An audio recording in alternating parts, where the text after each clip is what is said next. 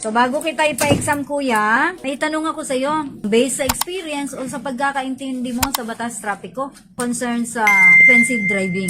Defensive driving is the art of preventing an accident from happening, whether sa ibang tao or sa'yo. So, ang tanong mo ganito. Nasa likod ka ng isang malaking sasakyan. Maring truck, maring Iraqi, o paano mo mapagbuti ang iyong pananaw sa unahan? Kung pansinin mo, kung multi ka bang dala mo o yung motor, tapos nasa likuran ka ng truck, di mo makita yung unahan. So, paano mo mapabuti ang pananaw mo sa unahan? Okay, ang choices mo, ganito ha. Letter A, lumipat sa kanan.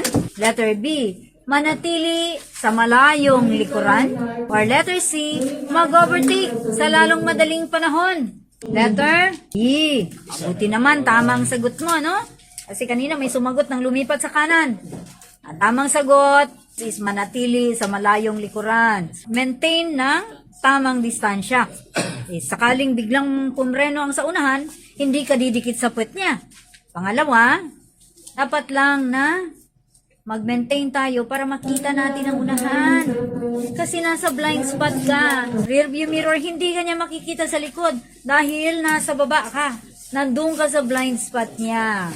So, umatras tayo, ha?